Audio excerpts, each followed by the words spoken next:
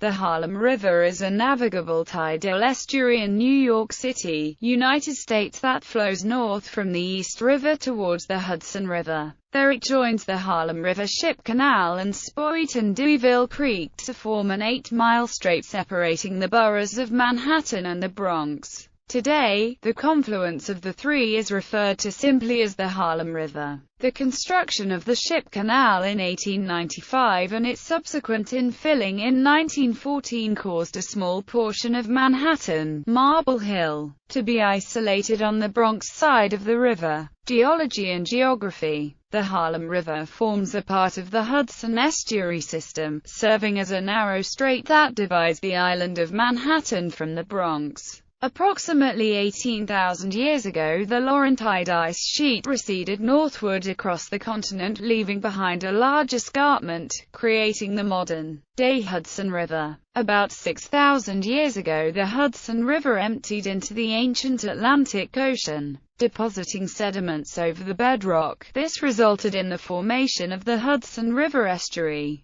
which is the water and land at the mouth of the river that contains a mixture of salt and fresh water, including the Harlem River. The descriptor, river, is technically incorrect, as the Harlem River has neither a mouth nor a source. It simply connects two larger bodies of water, stretching from the Hudson River, via the Deweyville Creek, to the intersection of the East River at Randall's Island, near 125th Street. The Harlem River is therefore affected by the actions of the ocean and neighboring waterways. The ebb and flow of the tides causes the Harlem River's currents to fluctuate dramatically throughout the day. The effects of the tides have influenced the spread of silts, pollutants, and other particles in the water. The tides were also important in defining the usage of the Harlem River, as they caused the currents to be particularly difficult to navigate in the northern portion of the waterway, allowing only smaller ships and experienced sailors.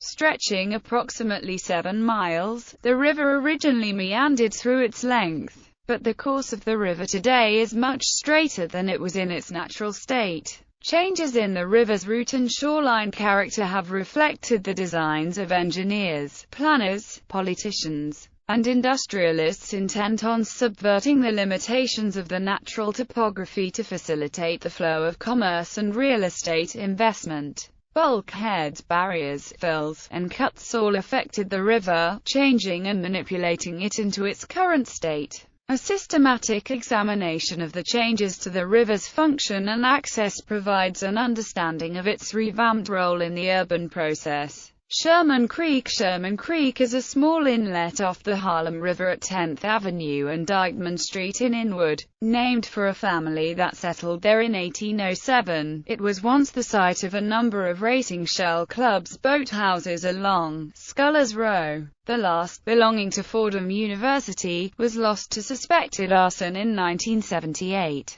As a name for the several blocks around it, Sherman Creek is something of a historical relic. Although many regard it as a part of Washington Heights, the Manhattan Institute held a forum, Saving Sherman Creek, in January 2006 at the Harvard Club of New York. The Daily News has written about the project. There has been an initiative among politicians over the last few years to rezone this area for residential and commercial use, and to create public access to the waterfront. Currently, Con Ed and the City of New York own some of the property in this area. Deweyville Creek is a tidal estuary that begins at the Hudson River and flows southeastward. Originally it went up, over, and around a Manhattan neighborhood known as Marble Hill before joining the Harlem River at its northernmost extreme. The channel was difficult to navigate, resulting in the construction of the Harlem River Ship Canal in 1895. This turned the watercourse west approximately where 222nd Street would be in the Bronx, which had the effect of isolating Marble Hill. Almost 2 decades later, the original creek bed was filled in, physically attaching Marble Hill to the Bronx. though it remains part of the borough of Manhattan. Another channel was dug in 1937 to the west of the 1895 realignment, straightening the Spoit and Deweyville towards the Hudson. It paired off a protruding tip of the Bronx, which was absorbed into Manhattan's Inwood Hill Park, home today to its nature center. History. Early colonial developments. The landmass of Marble Hill once provided a fine location for Native American encampments, where fertile soil, shelter by hills to the west, and the abundance of fishing and oystering options nearby were found. By the end of the 17th century, most land along the Harlem River had come under the ownership of the Dutch families whose names are now commonly seen on street signs, area maps, and parks, including Jonas Dykeman, Jacob Nagle, etc. The British colonial authorities, however, eventually wrested control of the island from the Dutch, and regulation of waterfront construction became the responsibility of the city. This preceded any formal attempts to standardize shoreline expansion. By nearly a century,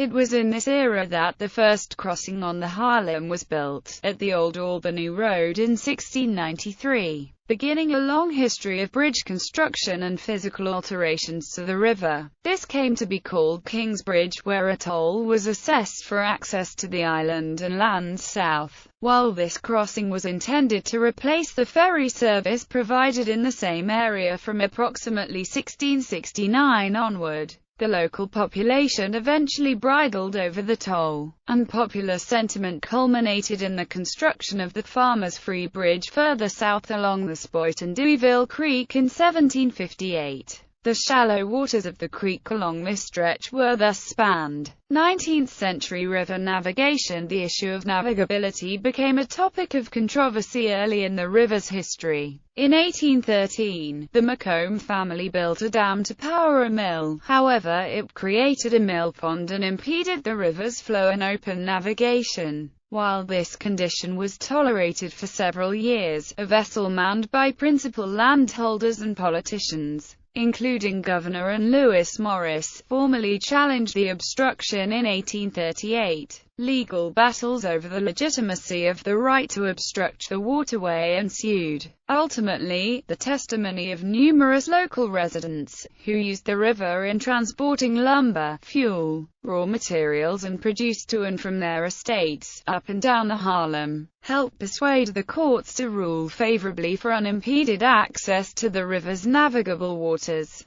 Consequently, bridge designs thereafter needed to factor in the rights of waterborne traffic to pass freely, an issue that instigated dissent in the future with regards to the efficiency of movable river crossings and the needs of the railroads. The issue of navigability gained urgency with the opening of the Erie Canal in 1825, spurring intense commercialization of the west side waterfront on the Hudson River, as well as interest in creating a faster route to the East River and the Long Island Sound beyond. Croton Aqueduct and High Bridge. For the first half of the 19th century, the Harlem River basin had remained relatively unaffected by the commercial growth commonplace along the island's distant southern waterfront. However, public health issues concerning access to water for the burgeoning population and firefighting needs spurred a public works project that would greatly impact the region. A plan for the Croton Aqueduct was finalized in the late 1830s.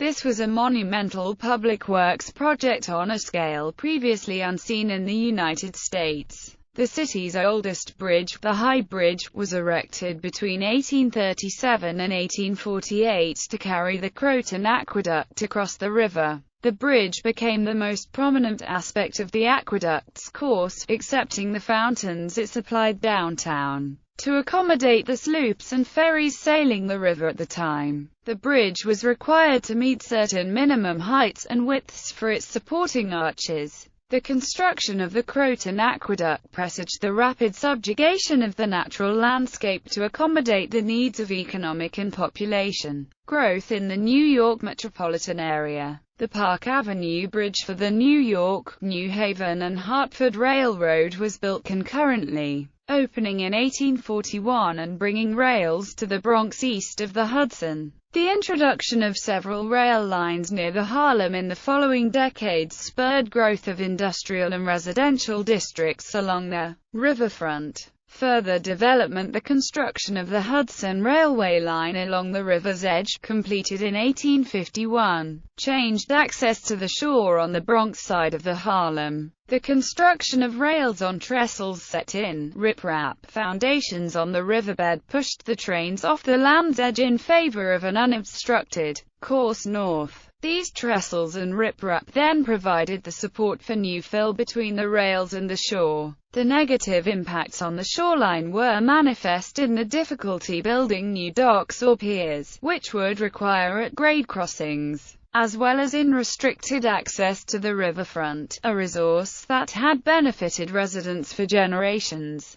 During this period, anticipated growth in shipping commerce persuaded the city of New York to create the Department of Docks in 1870. These new works were not implemented as rapidly along the Harlem River as they were along the shores of the eastern Hudson rivers, where the channels were deeper and wider, accommodating longer piers. Development of the land around the Harlem River has long been linked to not only the area's topography, but also its geology. The surrounding area was composed of 3 distinct layers of bedrock, as well as Manhattan schist, Fordham gneiss, and inward marble, all of which were found in outcroppings in the locality and were likely used by the earliest residents for building material, as the marble was readily available and easy to tool. In the early 19th century, the stone had been quarried in Inwood and Marble Hill to produce both a building material as well as lime mortar. In 1819, the Spoit and Deweyville Creek was widened to provide additional power for the local marble industry. The excavation for the Harlem River Shipping Canal in 1895, directly through an old quarry site, also served to provide a large quantity of marble rubble, which was used as a building material throughout the area. 20th century canal: the increase of recreational and commercial traffic along the river at the turn of the 20th century required further manipulation of the shore. The river was dredged, formally surveyed, and demarcated by the beginning of the 20th century.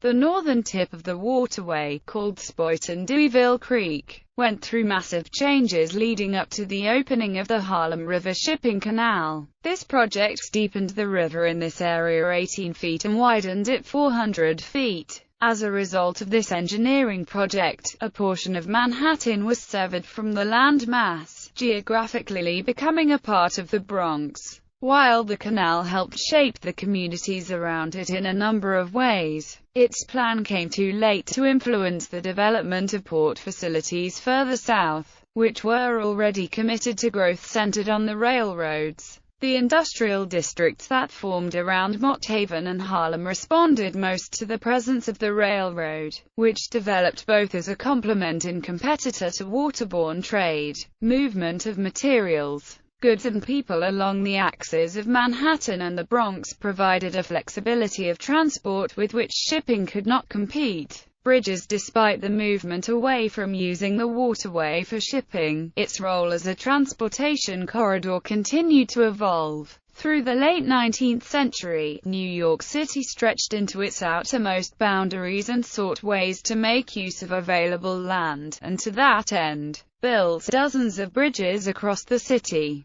The peak in bridge construction lasted from 1880 to 1910 and focused on the swing bridge as the most economical way to reconcile the land-wasteful approaches of tall bridges with the desire to keep the river navigable for taller vessels. Some of these bridges replaced predecessors unable to sustain increased traffic. Others were erected at new sites to provide more access points. Yet another was recycled and moved to a new location further down the river. Almost all of these bridges from that era of expansion still exist. Most of them were for local traffic and pedestrians, and a few once accommodated trolley lines. In addition, 2 bridges were constructed for train lines, one prior to the advent of the subway, The more recently built Harlem bridges only carry vehicular or train traffic, as the use of the river as waterway diminished by the late 1920s. The fixed-arch Henry Hudson and Alexander Hamilton bridges were added in the later era of automobile highways. Both were intended to relieve traffic congestion in the area, but the amount of vehicles quickly increased to fill the temporary lag. Two swing bridges were torn down in the 1950s when their use as elevated train lines was no longer warranted. Two of the more recently constructed bridges are vertical lift replacements of swing spans, where the previous bridges had become obsolete for the subway and railroad that used them. The evolution of the bridges across the Harlem River reflects its use as an urban transit corridor, while a few also conjure its fleeting pastoral reputation. Far more tame than the East or Hudson rivers, the Harlem was not as daunting an obstruction as other rivers. It did not require bridges like the Brooklyn or George Washington that were marvels of long-span engineering. The river required those engineering feats of industrial practicality that would allow for large amounts of vehicles, people, and goods to efficiently cross over the river and on it. Truly urban in their response to the land they occupy, the Harlem River bridges each reflect the metropolis ambitions and needs of their time.